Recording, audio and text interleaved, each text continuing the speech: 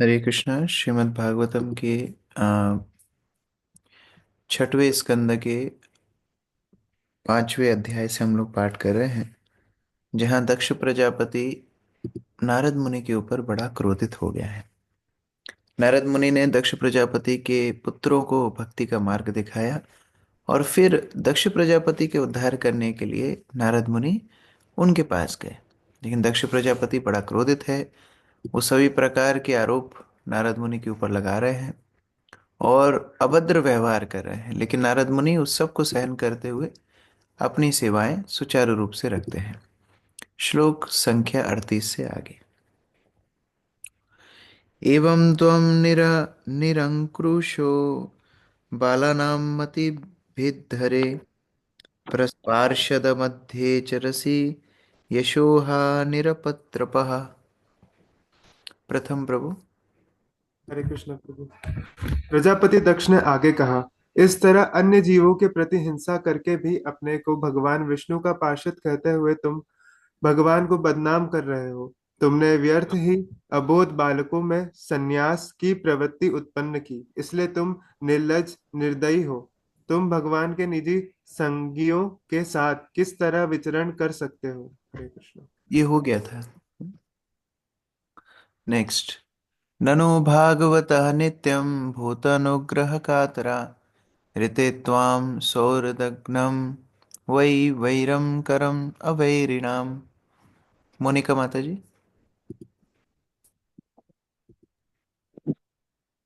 तुम्हें छोड़कर अन्य सारे भगवत भक्त बद्ध जीवों के प्रति अत्यंत दयालु है।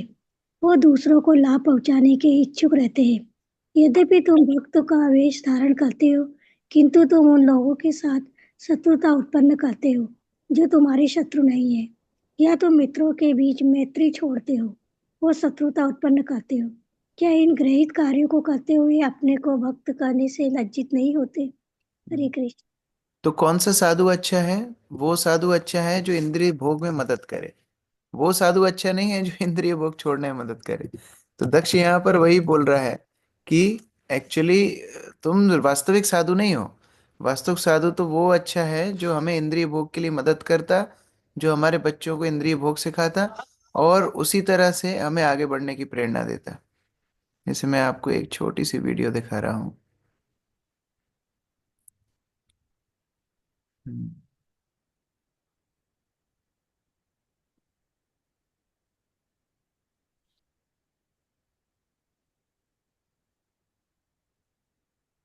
ये हरिदास ठाकुर के ऊपर वीडियो है।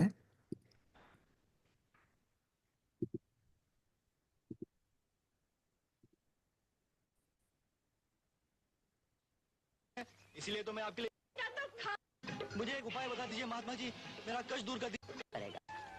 दुखी व्यक्ति हूँ महात्मा जी। महात्मा जी प्रणाम। महात्मा जी पाए लागू। महात्मा जी पाए लागू।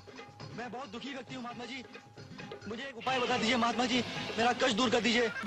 बस मुझे एक इतनी सी बात बता दीजिए कि मेरा चौथा विवाह कब होगा महात्मा जी। महात्मा जी बताइए ना महात्मा जी। महात्मा जी महात्मा जी बताइए ना, मेरा चौथा विवाह कब होगा महात्मा जी बताइए। नहीं नहीं, मैं कोई महापुरुष नहीं हूँ।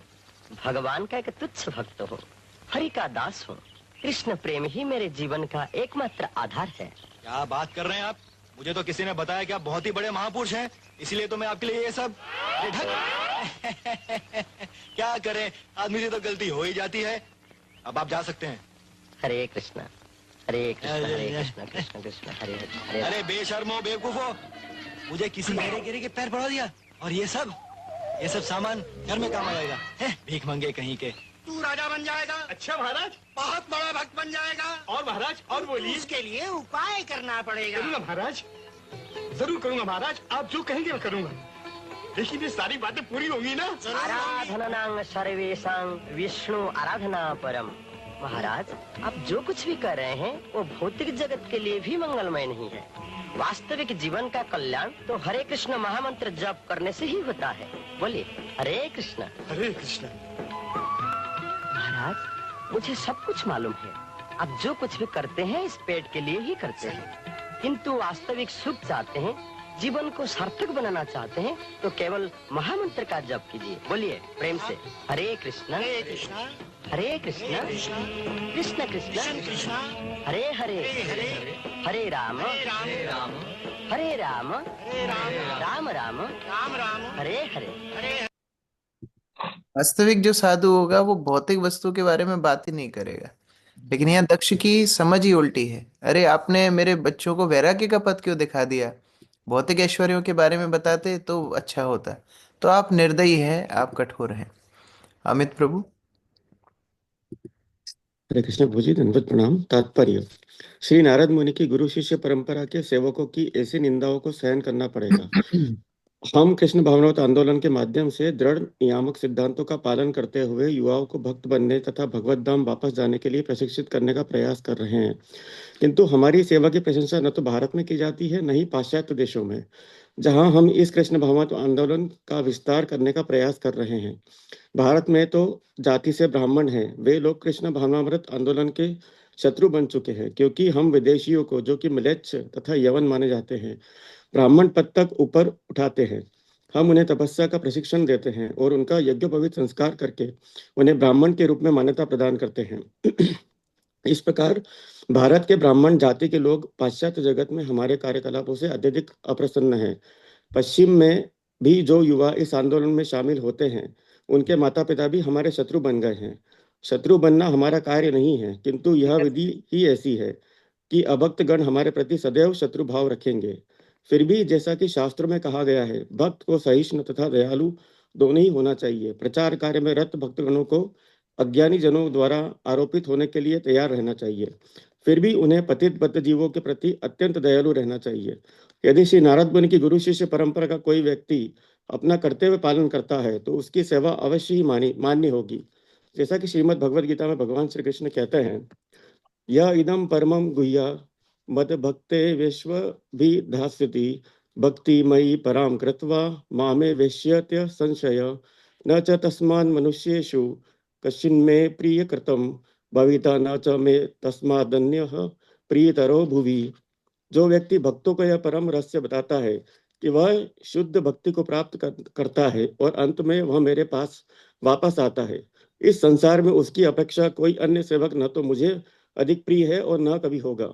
हमें भगवान श्री कृष्ण के संदेश का प्रचार करते रहना है और शत्रुओं से डरना नहीं है। हमारा एकमात्र कर्तव्य अपने इस प्रचार द्वारा श्री भगवान को तुष्ट करना है, जो कि श्री चैतन्य महाप्रभु तथा भगवान श्री कृष्ण द्वारा सेवा के रूप में स्वीकार किया जाएगा। इस श्लोक में श्रहद धनम यहाँ पर बता मैत्री रहे तोड़ने हैं वाला शब्द का प्रयोग हुआ है। कि चूंकि प्रभुपाद बता रहे हैं किस प्रकार वास्तव में प्रचारक के जीवन में हमेशा कुछ ना कुछ समस्या रहेगी।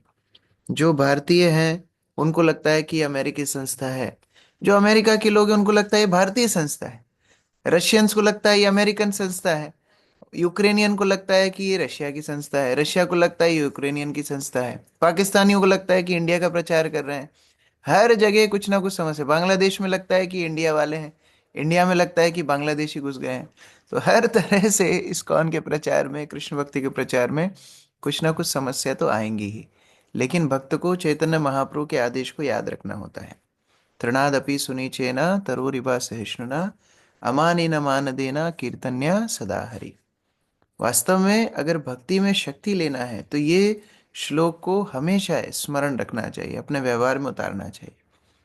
प्रचारक विनम्र हो और साथ में सहिष्णु हो। और उसका एकमात्र ये सहिष्णुता की शक्ति कैसे आएगी? ये सहिष्णुता की शक्ति ऐसे आएगी कि मैं जो प्रचार कर रहा हूँ, मैं जो सेवा कर रहा हूँ, उससे कृष्ण प्रसन्न होंगे। बाकी लोगों से थोड़ी मुझे कोई सर्टिफिकेट चाहिए, बाकी लोगों से थोड़ी मुझे कोई उसका अप्रिसिएशन चाहिए। यदि भगवान मेरी सेवा से प्रसन्न हो जाएंगे तो बस मेरा कार्य सिद्ध हो जाएगा। सुजाता माता जी। इस श्लोक में सुरधनम मैत्री तोड़ने वाला शब्द का प्रयोग हुआ है। चूंकि श्री नारद मुनि तथा उनकी गुरु शिष्य परंपरा के सदस्य मैत्री तथा पारिवारिक जीवन को छिन्न भिन्न करते हैं, अतः एवं कभी कभी उन्हें सुरुधनम अर्थात संबंधियों के बीच शत्रुता उत्पन्न करने वाले कहे जाते हैं। वस्तुतः ऐसे भक्त हर जीव के मित्र होते हैं, सुहृदम सर्वभूतानाम, किंतु भ्रमवश उन्हें शत्रु समझा जाता है। प्रचार कार्य कठिन तथा अकृतज्ञ कार्य हो सकता है, किंतु प्रचारक को श्री भगवान के आदेशों का पालन करना चाहिए और भौतिकवादी व्यक्तियों से निडर रहना चाहिए। तो ये दोनों के लिए उपयोग होता है। एक तो भगवान के लिए, भुक्ताराम यज्ञ तपसाम सर्वलोक महेश्वराम सुहृद सर्वभूतानाम ज्ञात्वा माम शांति मृच्छति। तो भगवान सभी जीवों के मित्र हैं, सभी जीवों के हितैषी हैं। और उसी तरह वैष्णव भी। तितिक्ष्वा कारुणिका सुहृदः सर्वदेहिनाम अजात शत्रुवः शांतः साधवा साधु भूषण। क्योंकि भगवान के भक्तों की इच्छा केवल और केवल भगवान की इच्छा को पूरा करने के लिए होती है, तो वो भी पूरे जीवों के सुहृद हैं, सभी जीवों के हितैषी हैं। कभी भी भक्त के मन में किसी भी जीव के लिए ऐसा विचार नहीं आ सकता कि जिससे उनका अशुभ हो जाए, अमंगल हो जाए। इसलिए भक्त लोग जो कुछ करते हैं हमारे हमारे उत्थान के लिए ही करते हैं। नेत्थं पुंसं विरागस्यात्य त्वया केवलिना मृषा मन्यसे यद्योपशमं स्नेहपाश निरंतकम। हिमांशी माता जी। प्रजापति दक्ष ने आगे कहा, यदि तुम यह सोचते हो कि वैराग्य की भावना जागृत कर देने से ही मनुष्य भौतिक जगत से विरक्त हो जाएगा, तो मैं कहूंगा कि पूर्ण ज्ञान के जागृत हुए बिना तुम्हारी तरह केवल वेश बदलने से संभवतः वैराग्य नहीं उत्पन्न किया जा सकता। बात सही बोल रहे हैं दक्ष प्रजापति, लेकिन गलत जगह बोल रहे हैं। देखिए, हर व्यक्ति जो भक्ति पथ पर है या वैराग्य के पथ पे है वो ढोंगी नहीं है। ढोंगी भी हैं और सही व्यक्ति भी हैं। लेकिन अगर जो सही साधु है, सच्चा साधु है, उसको अगर हम इस तरह बोलेंगे कि अरे तुम्हारे ये वेश बदलने से क्या होता है, तुम्हारी धोती कुर्ता से क्या होता है, तुम्हारे अंदर तो वैराग्य अभी वास्तविक नहीं है, तुम्हारे अंदर तो वास्तविक भक्ति नहीं है, तो ये अपराध हो जाएगा। हाँ, ढोंगी साधु हैं, लेकिन वास्तविक साधु भी हैं। शिवानी माता जी। हरे कृष्णा प्रभु जी, दंडवत प्रणाम। प्रजापति दक्ष का यह कहना सही था कि मात्र वेश बदलने से कोई इस भौतिक जगत से विरक्त नहीं हो जाता। कलयुग के सन्यासी जो कि अपने श्वेत वस्त्रों को बदलकर गेरुआ वस्त्र धारण करते हैं और तब सोचते हैं कि वे चाहे जो भी करे तो वे भौतिकवादी गृहस्थों से भी अधिक ग्रहित है, इसकी संस्तुति कहीं भी नहीं की गई है। प्रजापति दक्ष इस दोष को इंगित करने में बिल्कुल सही थे, किंतु वे यह नहीं जानते थे कि नारद मुनि ने हर्षों तथा सवलाक्षों में पूर्ण ज्ञान प्रभु जी तो वस्त्र धारण के माध्यम से वैराग्य की भावना जागृत की थी। ऐसा ही प्रबुद्ध वैराग्य वांछनीय है। मनुष्य को पूर्ण ज्ञान के साथ संन्यास आश्रम में प्रवेश करना चाहिए। ज्ञान वैराग्य, क्योंकि जीवन की सिद्धि तभी संभव है जब वह इस भौतिक जगत को इस तरह से छोड़े। उच्च पद तक सरलता से पहुंचा जा सकता है, जैसा कि श्रीमद् भागवत के कथनों 1-2-7 में से समर्थित होता है। वासुदेवे भगवती भक्ति योग प्रयोजितः जनयत्याशु वैराग्यम ज्ञानम च यदे तो हेतुकम। वास्तव में जो नारद मुनि ने प्रचार किया, केवल कपड़े बदलने का प्रचार नहीं किया कि चलो आज से तुम सन्यासी बन गए। उन्होंने तो ये सब बात ही नहीं की, ना हर्याश्वों से ना शबलाश्वों से। उन्होंने केवल भक्ति पथ पर, मुक्ति पथ पर चलने के लिए उनको प्रेरणा दी। और उस वैराग्य को, क्या वैराग्य का जो मूल था वो भगवत ज्ञान था। जैसा कि हम यहाँ पर इस श्लोक में देखते हैं कि अगर किसी को भक्ति प्राप्त हो जाए भक्तों की संगति से, तो अपने आप जनति आशु, आशु मतलब तुरंत, सरलता से उनके अंदर ज्ञान और वैराग्य अपने आप जन्म ले लेता है। रागिनी प्रिया माता जी पढ़िए। हरे कृष्ण प्रभु की दंडवत प्रणाम। पूर्ण पुरुषोत्तम भगवान श्री कृष्ण की भक्ति करने से मनुष्य को तुरंत अहैतुक ज्ञान तथा संसार से वैराग्य प्राप्त हो जाता है। यदि कोई व्यक्ति गंभीरता पूर्वक भगवान वासुदेव की भक्ति में लगता है तो उसमें ज्ञान तथा वैराग्य स्वतः प्रकट होते हैं, इसमें कोई संशय नहीं है। प्रजापति दक्ष का यह दोषारोपण कि नारद मुनि ने उनके पुत्रों को ज्ञान के पद पर तक ऊपर नहीं उठाया था, सच नहीं था। प्रजापति दक्ष के सारे पुत्रों को सर्वप्रथम ज्ञान के पद तक ऊपर उठाया गया था और तब उन्होंने स्वतः इस संसार का परित्याग किया था। संक्षेप में, जब तक मनुष्य का ज्ञान जागृत नहीं होता, वैराग्य नहीं आ सकता, क्योंकि उच्च ज्ञान के बिना मनुष्य भौतिक भोग के प्रति आसक्ति को त्याग नहीं सकता। हरे कृष्ण प्रभु। इस प्रकार भक्ति के पुत्र हैं ज्ञान और वैराग्य। जहाँ भक्ति होती है वहाँ ज्ञान वैराग्य अपने आप स्वतः आ जाते हैं। लेकिन अगर वास्तविक भक्ति नहीं है तो ज्ञान वैराग्य नहीं हो सकते, और ज्ञान, जहाँ भक्ति संबंधित ज्ञान भी नहीं है वहां वैराग्य भी कोरा रहेगा। इसमें दो अवस्थाएं हो सकती हैं। भक्ति रहित ज्ञान और वैराग्य की स्थिति कैसी होती है? अगर कोई वैरागी बनता है लेकिन उसके हृदय में भक्ति भगवत ज्ञान नहीं है, तो क्या होगा? दो संभावनाएं होंगी।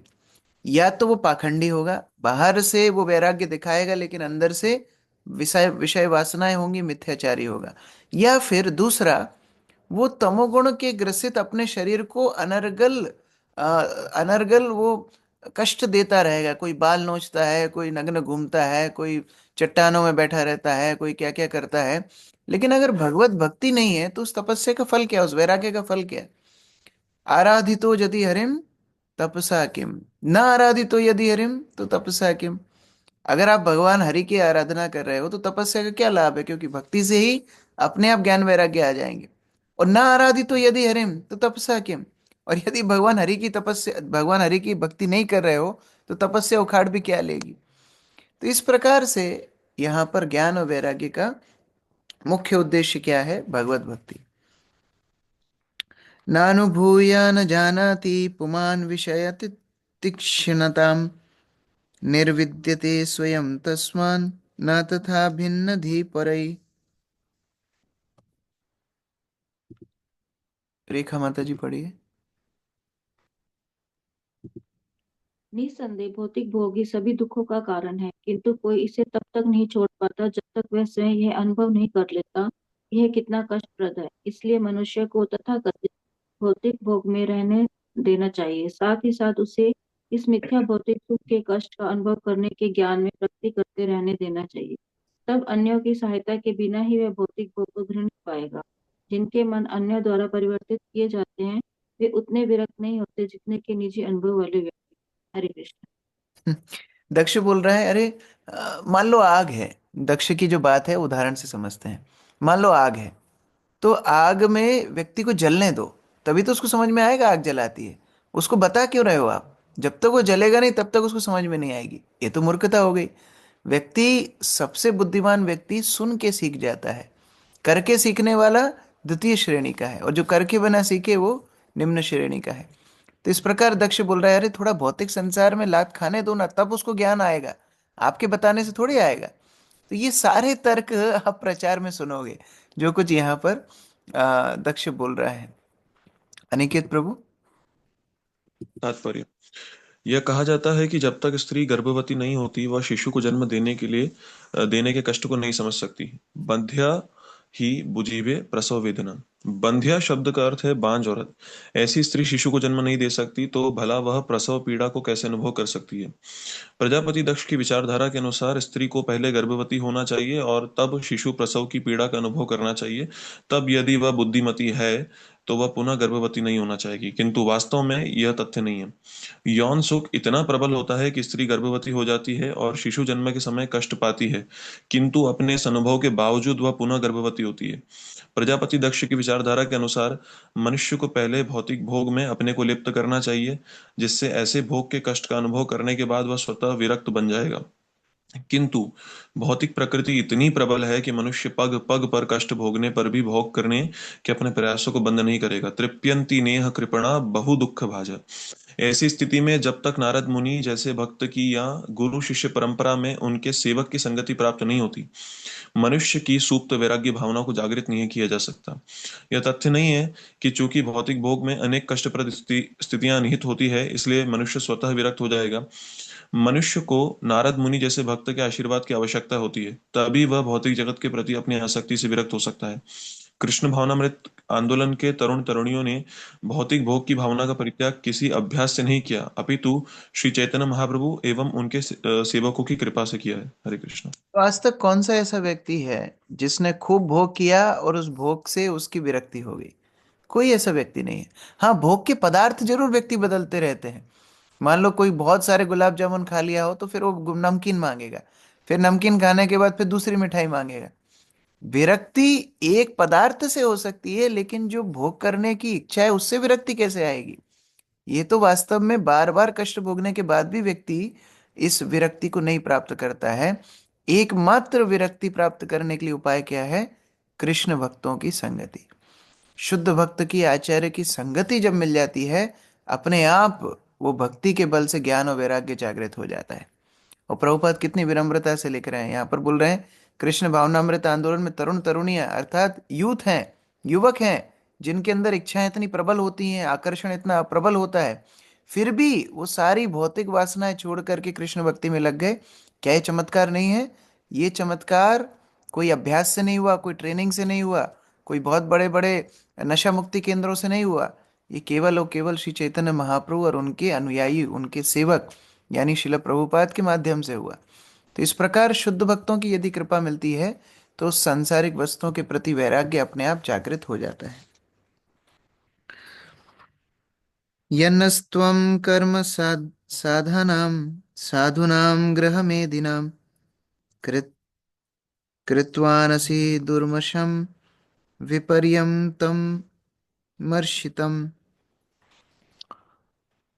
कार्तिक प्रभु। हरे कृष्ण प्रभु जी, दंडवत प्रणाम। यद्यपि मैं अपनी पत्नी तथा बच्चों के साथ गृहस्थ जीवन में रहता हूँ, किंतु मैं पाप फल से रहित जीवन का आनंद भोगने हेतु सकाम कर्म में लगकर वैदिक आदेश का ईमानदारी के साथ पालन करता हूँ। मैंने सभी प्रकार के यज्ञ संपन्न किए हैं, जिसमें देव यज्ञ, ऋषि यज्ञ, पितृ यज्ञ तथा नृयज्ञ सम्मिलित है। क्योंकि ये यज्ञ व्रत कहलाते हैं, इसीलिए मैं गृह व्रत कहलाता हूँ। दुर्भाग्यवश तुमने मेरे पुत्र को अकारण ही वैराग्य के मार्ग में भ्रमित करके मुझे अत्यधिक दुख पहुंचाया है। इसे तो एक बार ही सहन किया जा सकता है। दक्ष यहाँ हरे बोल रहा है कृष्ण। कोई मैं थोड़ी पापी व्यक्ति था। लोग भी ये बोलते हैं ना जब हम प्रचार करते हैं तो। आपको क्या लगता है, आप हरे कृष्ण वाली भक्ति करते हो क्या? हम भी तो अगरबत्ती लगाते हैं, हमारे यहाँ फलानी देवी की पूजा होती है, हमारे यहाँ इतने यज्ञ चल रहे हैं, हमने इतने दान वो यज्ञशालाएं चलाई हैं, हमने इतने अन्न क्षेत्र चलाए हैं। कितना कुछ लोग बोलते हैं, ऐसे ही दक्ष बोल रहा है। आपको क्या लगता है मैंने कितने यज्ञ किए, मैं कितना धार्मिक व्यक्ति हूँ? और ऐसे गृह व्रत को मैं बहुत निष्ठा से पालन कर रहा हूं, लेकिन आपने मुझे दुख पहुंचाया मेरे पुत्रों को बैरागी बना करके। और एक बार नहीं, चलो एक बार व्यक्ति सहन भी कर ले, दो दो बार तो ये तो एक बार सहन करना भी मुश्किल है, आपने दो दो बार ऐसा किया, तो ये बहुत ही आपने मेरे साथ अन्याय किया है। प्रफुल्ल प्रभु। प्रजापति दक्ष का यह सिद्ध करना चाह प्रजापति दक्ष यह सिद्ध करना चाहता था कि वह अत्यंत सहिष्णु बना रहा, क्योंकि उसने श्री नारद मुनि से तब कुछ नहीं कहा जब उन्होंने अकारण ही उसके 10,000 अबोध पुत्रों को वैराग्य मार्ग अपनाने हेतु प्रलोभित कर लिया था। कभी कभी गृहस्थों को ग्रह मेधी होने का दोषी ठहराया जाता है, क्योंकि ग्रह मेधी बिना आध्यात्मिक उन्नति के पारिवारिक जीवन से तुष्ट रहते हैं, किंतु गृहस्थ तो इससे भिन्न होते हैं, क्योंकि वे अपनी पत्नियों तथा बच्चों के साथ गृहस्थ जीवन तो व्यतीत करते हैं, किंतु वे आध्यात्मिक उन्नति के लिए उत्सुक रहते हैं। यह सिद्ध करना चाहते हुए कि वह श्री नारद मुनि के प्रति उदार रहा है, प्रजापति दक्ष ने बलपूर्वक कहा कि जब श्री नारद मुनि ने उनके पहले वाले पुत्रों को भ्रमित किया तो उसने कोई कार्रवाई नहीं की थी। वह दयालु तथा सहिष्णु बना रहा, किंतु वह दुखी था, क्योंकि श्री नारद मुनि ने दोबारा उनके पुत्रों को भ्रमित किया था। इसीलिए वह यह सिद्ध करना चाहता था कि यद्यपि श्री नारद मुनि साधु का सा वेश बनाए रहते हैं, किंतु वास्तव में साधु नहीं है, बल्कि वह स्वयं गृहस्थ होते हुए भी श्री नारद मुनि से बड़ा साधु है। तो दो शब्द हम वैदिक साहित्य में पढ़ते हैं, एक गृहस्थ, एक गृह मेधी। गृहस्थ अर्थात जो घर में है लेकिन चिंतन भगवान का है, वो आश्रम है, वो भी एक तरह से वैरागी के पथ पर ही है। लेकिन जो गृहमेधी है वो भगवान का चिंतन ना करके अपने परिवार, अपनी इंद्रिय तृप्ति, अपने शरीर इत्यादि का चिंतन करता है। तो दक्ष अपने आप को क्या बोल रहा है? गृहस्थ बोल रहा है। वो बोल रहा है मैं आपसे बड़ा सन्यासी हूं, क्योंकि मैं गृहस्थ व्रत का पालन अच्छे से कर रहा हूं। कोई भी बड़ा साधु अपने आप को साधु नहीं पुकारेगा। तो यहाँ दक्ष की असाधुता अपने आप का बखान करने में ही गिर गई, क्योंकि अपने आप का गुणगान जहां किया वहीं पर उसके पुण्य सारे क्षीण हो गए। श्लोक संख्या 43। तंतु कृतान यन्नस्त्वम् अभद्रम अचिरः पुनः तस्माल्लोकेषु ते मूढ़ा न भवेद् भ्रमतः पदम। सानिध्य प्रभु। हरे कृष्णा। तुमने मेरे पुत्रों को मुझसे एक बार विलग कराया और अब पुनः तुमने वही अशुभ कार्य किया है। अतः तुम धूर्त हो जो यह नहीं जानते कि अन्यों के साथ किस तरह व्यवहार करना चाहिए। भले ही तुम ब्रह्मांड भर में भ्रमण करते रहते हो, किंतु मैं शाप देता हूँ कि तुम्हारा कहीं भी निवास स्थान ना हो। तो अभी दक्ष प्रजापति इतना क्रोधित हो गया, नारद मुनि को श्राप दे देता है कि अब तुम कहीं भी एक स्थान पे नहीं रह पाओगे, तुम्हारा कोई निवास स्थान ही नहीं रहेगा। मानसी राधा माता जी। हरे कृष्ण प्रभु जी। चूंकि प्रजापति ऐसे गृहमयी थे जो गृहस्थ जीवन में बने रहना चाहते थे, अतएव उन्होंने सोचा कि यदि नारद एक स्थान में न रहने पाए, अपूर्ति सारे जगत में भ्रमण करते रहे, तो उन्होंने उनके लिए यह बड़ा दंड होगा। किंतु वस्तुत में प्रचारक के लिए ऐसा दंड वरदान बन जाता है। प्रचारक परिवज्रकाचार्य कहलाता है, यानी ऐसा आचार्य या शिक्षक जो मानव समाज के लाभ हेतु सदैव विचरण करता रहता है। शीला भक्ति प्रजापति सिद्धांत सरस्वती ठाकुर एक उदाहरण देते हैं। वो बोलते हैं कैसे व्यक्ति अपनी मानसिकता के अनुसार ही सोचता है। एक बार एक गांव में बूढ़ी महिला थी, और वो बूढ़ी महिला अपने एक कार्य के लिए बहुत प्रयत्न कर रही थी, कार्य हो नहीं पा रहा था। तो उस गांव में एक बहुत बड़ा मंत्री आया। तो उस मंत्री को महिला बोलती है कि मेरा ये काम नहीं हो पा रहा है, तो मंत्री तुरंत वो काम करवा देता है। वो महिला इतनी खुश हो जाती है, वो बोलती है मैं तुम्हें आशीर्वाद देती हूँ, तुम आगे जाके हवलदार बनो। सब लोग हंसने लगते हैं, अरे ऐसे सैकड़ों हवलदार इस मंत्री के आगे पीछे घूमते रहते हैं, लेकिन उस महिला को लगता है हवलदार बहुत बड़ा होता है, तो अपनी मानसिकता के अनुसार आशीर्वाद दे रही है। उसी तरह यहाँ प्रजापति दक्ष को लगता है हाँ एक घर हो, एक सुंदर सा बगीचा हो, परिवार हो, बढ़िया हम बैठें खाएं, हीटर लगा हो ठंडों में, गर्मियों में एसी लगा हो, खाने पीने की दिक्कत ना हो, तो बढ़िया एक जगह पर रह करके हम आनंद भोगेंगे, इधर उधर भटकना नहीं पड़ेगा। तो उसी दृष्टिकोण से वो नारद मुनि को श्राप दे रहा है कि तुम्हारा कोई घर ना हो। नारद मुनि का तो वैसे ही कोई घर नहीं था, वो तो वैसे ही विचरण करते रहते थे, लेकिन मानसिकता का यहाँ पर फर्क है। ब्रजेश प्रभु। अर्थात ऐसा आचार्य या शिक्षक जो मानव समाज के लाभ हेतु सदैव विचरण करता करता रहता है। प्रजापति दक्ष ने यह कहते हुए श्री नारद मुनि को श्राप दिया कि यद्यपि उन्हें समस्त ब्रह्मांड में भ्रमण करने की सुविधा है, किंतु वे किसी एक स्थान में कभी ठहर नहीं सकेंगे। श्रीमद् भागवतम की परंपरा में मैं भी शापित हुआ हूँ। यद्यपि ऐसे अनेक केंद्र हैं जो मेरे रहने हेतु उपयुक्त स्थान हो सकते हैं, किंतु मैं कहीं कहीं भी ठहर नहीं पाता, क्योंकि मैं अपने तरुण शिष्यों के माता पिता द्वारा शापित हूँ। जब से कृष्ण भावनामृत आंदोलन चालू किया गया है, मैंने वर्ष में 2-3 बार सारे संसार की यात्रा की है, और जहाँ जहाँ मैं जाता हूँ वहाँ वहाँ मुझे आरामदेह स्थान ठहरने को दिया जाता है, किंतु मैं कहीं भी 3 दिन या एक सप्ताह से अधिक रुक नहीं पाता हूँ। मैं अपने शिष्यों के माता पिताओं के इस शाप की चिंता नहीं करता, किंतु अब यह आवश्यक है कि मैं किसी एक स्थान पर अन्य कार्य को श्रीमद् भागवतम के इस अनुवाद को पूरा करने के लिए ठहरूं। यदि मेरे तरुण शिष्य, विशेष रूप से वे जिन्होंने संन्यास ग्रहण किया है, सारे जगत में भ्रमण करने का कार्यभार ले सके,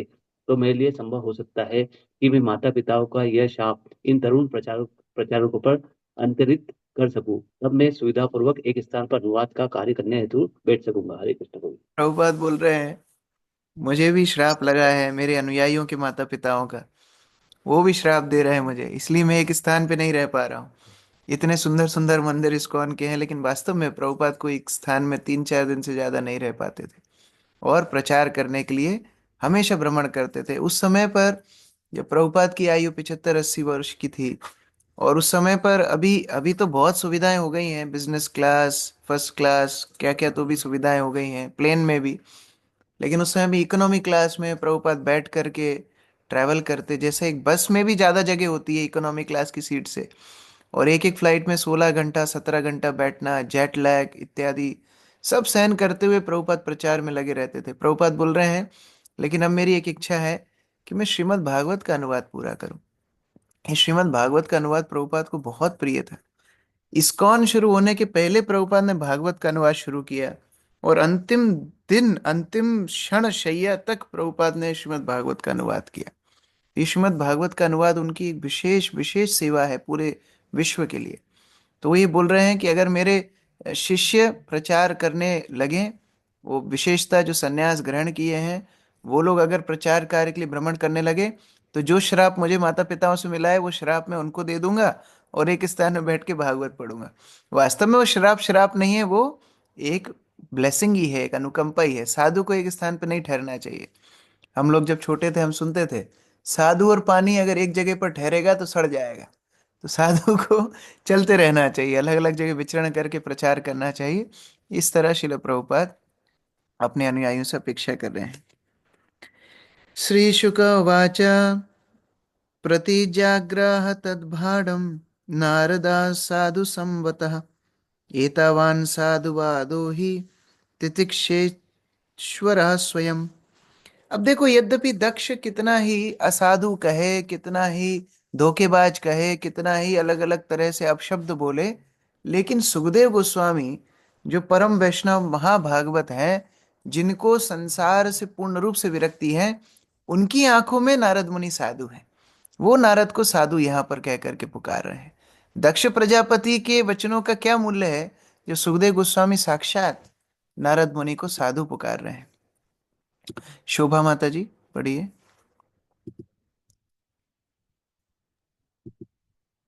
श्री सुखदेव गोस्वामी ने कहा, हे राजन, चूंकि श्री नारद मुनि माने हुए साधु पुरुष हैं, अतः जब प्रजापति दक्ष ने उन्हें शाप दिया तो उन्होंने उत्तर दिया, तद ठीक, तुमने जो भी कहा है वह उत्तम है। मैं इस शाप को स्वीकार करता हूँ।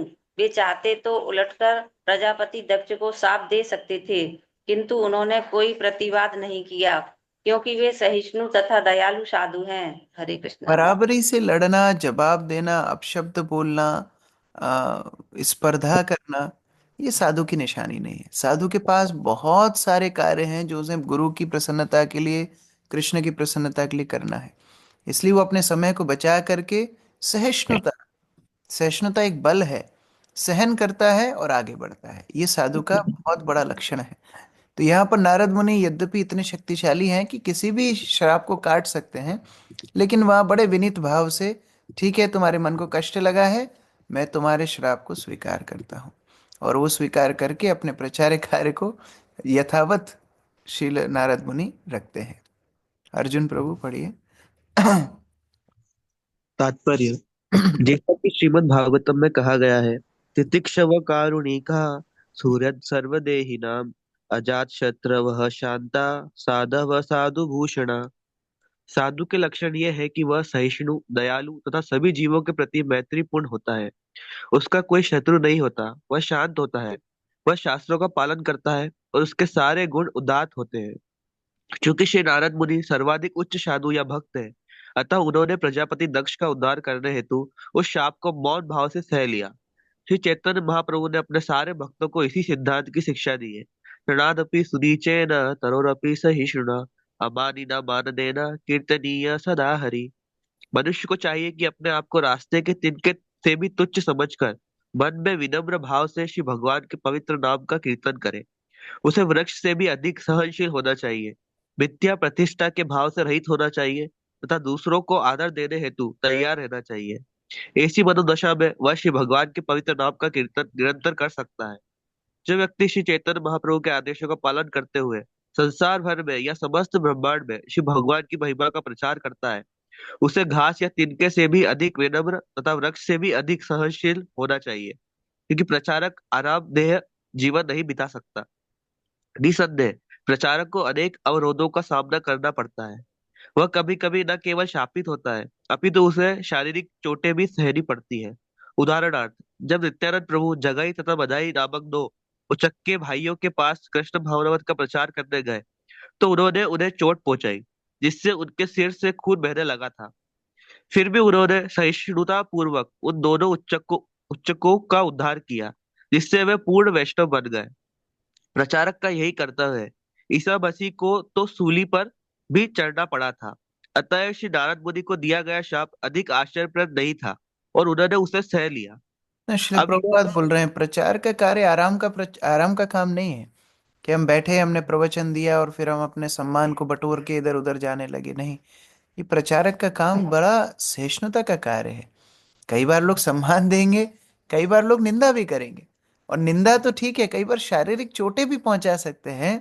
ऐसी अवस्था में प्रचारक को बड़ा सहिष्णु होकर के नित्यानंद प्रभु को स्मरण करते हुए, जहाँ जगाई मदाई ने नित्यानंद प्रभु को आघात किया, मदाई ने एक एक भांड श्री नित्यानंद प्रभु के सिर पर फोड़ दिया, और ऐसी अवस्था में भी नित्यानंद प्रभु ने सहन करते हुए उन दोनों का उद्धार किया। ये वैष्णवों की करुणा होती है। प्रचार के लिए करुणा बहुत बहुत आवश्यक है। प्रचार को एक प्रोफेशनल काम नहीं है कि हाँ एक ट्रेनिंग दी 6 महीने की और व्यक्ति को एक सर्टिफिकेट दे दिया, एक बिल्ला लगा दिया और अब वो जा करके प्रचार करने लगा। ये कोई सेल्समैन नहीं है। प्रचारक करुणा का काम है। जब तक हृदय में करुणा नहीं होगी, कृष्ण भक्ति का प्रचार करना असंभव है।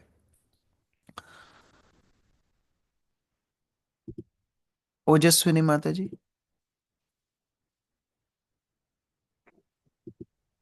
अब यह पूछा जा सकता है कि श्री नारद मुनि प्रजापति दक्ष के सम्मुख क्यों रुके रहे और उसके सारे दोषारोपों तथा शापों को सहते रहे। क्या यह प्रजापति दक्ष के उद्धार के लिए था? उत्तर है हाँ। श्री विश्वनाथ चक्रवर्ती ठाकुर कहते हैं कि प्रजापति दक्ष द्वारा अपमानित होने के बाद श्री नारद मुनि को वहां से तत्क्षण चले जाना चाहिए था, किंतु वे सुविचारित प्रजापति दक्ष के कटु शब्दों को सुनने के लिए रुके रहे, जिससे प्रजापति दक्ष को क्रोध शांत हो जाए। प्रजापति दक्ष कोई सामान्य व्यक्ति न था, उसने अनेक पुण्य कर्मों के फल संचित कर रखे थे। इसीलिए श्री नारद मुनि को आशा थी कि शाप देने के बाद प्रजापति दक्ष तुष्ट होकर तथा क्रोध से मुक्त होकर अपने दुर्व्यवहार के लिए पश्चाताप करेगा और इस प्रकार वैष्णव बनने का अवसर प्राप्त करेगा तथा उसका उद्धार हो सकेगा। जब जगाई तथा मधाई ने नित्यानंद प्रभु का अपमान किया तो नित्यानंद प्रभु सहनशील बनकर खड़े रहे, इसलिए दोनों भाई उनके चरणों पर गिर पड़े और उन्होंने पश्चाताप किया। फलस्वरूप बाद में वे पूर्ण वैष्णव बन गए। इस प्रकार श्रीमद् भागवतम के स्कंद अंतर्गत प्रजापति दक्ष द्वारा श्री नारद मुनि को शाप नामक 5वें अध्याय के भक्ति वेदांत तात्पर्य पूर्ण हुए। हरे कृष्ण। कितना महत्वपूर्ण अध्याय है, कितनी सारी शिक्षाएं श्रील प्रभुपाद जी के माध्यम से हमको मिली। एक प्रचारक का क्या भाव होना चाहिए, किस प्रकार वैराग्य का भाव होना चाहिए, किस प्रकार अगर किसी के मन में हमारी वजह से कष्ट लग रहा है तो थोड़ा सहन शक्ति हमको भी रखना चाहिए। नारद मुनि चाहते तो वहां जाते ही नहीं, और वहां दक्ष प्रजापति आग बबूला होता रहता, पूरा जीवन कष्ट में रहता, लेकिन नारद मुनि वहां गए, दक्ष प्रजापति ने अपना मन हल्का किया और नारद मुनि प्रचार कार्य में लग गए। कितनी वैष्णव की महानता होती है, हम ये पूरे के पूरे सिद्धांत से समझ सकते हैं। श्रीमद् भागवतम इसीलिए अमल पुराण कहलाता है, क्योंकि यहाँ सही गलत का विचार नहीं है।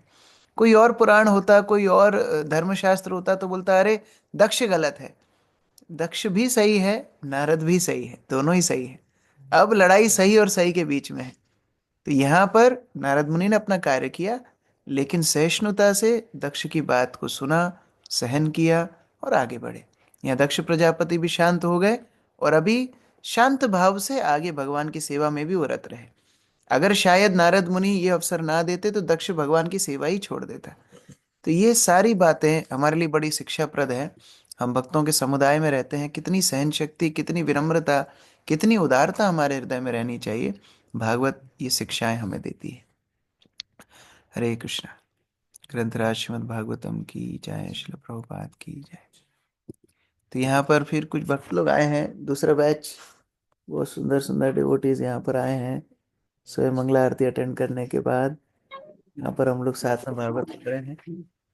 यहाँ पर किसी का प्रश्न है कोई? प्रभु जी। यस, गौरी शंकर प्रभु। प्रभु जी 2 क्वेश्चन है मेरे। हाँ बताइए। एक तो प्रथम क्वेश्चन प्रभु जी है कि ये पिछले क्लास में आया था घटाकाश एवं पटाकाश। प्रभु जी इसे कहेंगे प्रभु जी, थोड़ा सा बताएं। ये मायावादी दार्शनिक बोलते हैं, जैसे आपने मटका रखा, मटके के अंदर का जो आकाश है वो एक आकार में है, और जैसे ही उस मटके को आप फोड़ दोगे तो अंदर का आकाश बाहर के आकाश के साथ मिल जाएगा। इसी तरह जीव भगवान में जाके विलीन हो जाता है। लेकिन वास्तव में ये गीता की शिक्षा नहीं है। भगवत गीता में, अन्य अन्य शास्त्रों में स्पष्ट बोला गया है कि आत्मा का कभी विनाश नहीं होता, वो कभी विलीन नहीं होती। हाँ, वो आध्यात्मिक जगत में जाती है, लेकिन वहां भगवान की चिन्मय सेवा में लगती है, ना कि वो भगवान में जाके विलीन हो जाती है। ठीक है। दूसरा क्वेश्चन प्रभु जी मेरा ये कि अभी जो क्लास में कम से कम पांच प्रभु जी पांच माताजियों का नाम रिपीट हो चुका है, परसों उनका नाम आ चुका था, फिर आज आया है प्रभु जी, तो हमारा निवेदन है थोड़ा सा। मैं आपको ही इंचार्ज बनाऊंगा। आप मुझे डेली नाम भेज देना किस किस ने आज पढ़ा, ठीक है। नाम लिख के मुझे हरे व्हाट्सएप कृष्ण। भेज देना। तो मैं अगले दिन फिर याद रखूंगा किस किस ने नहीं पढ़ा, उसको मौका देंगे, ठीक है। रोज हरे मुझे कृष्ण। क्लास के बाद नाम भेज देना किस किस ने आज पढ़ा। ओके। ठीक है। हरि ठीक। बोल। यस, बसंत प्रभु। थैंक यू सो मच प्रभु जी। हरे कृष्णा, धन्यवाद, प्रणाम प्रभु जी। ऐसे क्लास की बहुत आवश्यकता थी और इसे मैं प्रयास करूंगा, बार बार करूं, क्योंकि प्रचार में यही सारे चैलेंजेज आते हैं प्रभु जी। कई बार मेरा प्रश्न ये था कि हम सहन भी कर लेते हैं लेकिन वहां तो कुछ नहीं बोलते हैं। अब भले उस व्यक्ति को जानते भी नहीं है लेकिन उस टाइम उसको बहुत कुछ सुना देते हैं, बाद में वो मुझे बहुत अंदर से चोट पहुंचाते हैं, फिर भगवान का एक नाम एक लेते, बात हमको प्रार्थना करते। समझना है, बहुत आवश्यक है। हम जब वैष्णव वेशभूषा में बाहर जाते हैं तो हम सामान्य व्यक्ति नहीं हैं। लोगों के लिए अब हम गुरु को, इस्कॉन को, परंपरा को प्रतिनिधित्व कर रहे हैं। बाहर वाले व्यक्ति को यद्यपि पता नहीं कि हम कौन है। हमारी संस्था के बड़े बड़े भक्त हैं, बड़े बड़े अधिकारी हैं, लेकिन उनके लिए हम ही इस्कॉन है।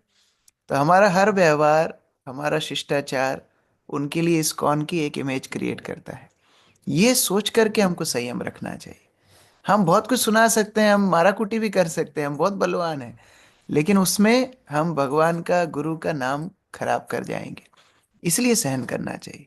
जिस वेशभूषा में, जिस उद्देश्य के साथ हम जा रहे हैं, वो लड़ाई झगड़े के लिए उपयुक्त नहीं है, ये सोचना चाहिए। ठीक जी प्रभु जी, हम ये चीज को ध्यान रखेंगे। और लेकिन हम जब मेरा प्रश्न था, जब हम आ जाते हैं, हम कुछ बोलते नहीं है, सहन भी कर लेते वहां, लेकिन वो चीजें ना अंदर में चलता है मेरे मन में, वो कि ये भी उन्हें बोल सकते थे पर मुझे, मैं नहीं बोला, कुछ ऐसे दर्द थोड़ा होता तब उस समय पर किसी भक्त को फोन लगाना और पूरी बात सुनाना कि प्रभु जी मुझे ऐसा ऐसा बोला और मैं ये आंसर दे सकता था, पता है आपको, मेरे अंदर ये सब है आग। तो वो भक्त सुन के आपको शाबाशी देगा। ठीक है। है। तो अपने अंदर मत जी रखना, उसको निकाल देना, लेकिन सही जगह पर, गलत जगह पर नहीं। ठीक है। जी, तो प्रभु जी मैं ध्यान रखूंगा। थैंक यू जी। हरे कृष्ण। ठीक है, आज एकादशी का दिन है, मैं अभी मंदिर जा रहा हूँ। बाकी प्रश्न आप लिख के रखो, कल फिर चर्चा करें। हरे कृष्ण। श्रील प्रभुपाद की जय, समवेत भक्त वृंद की जय।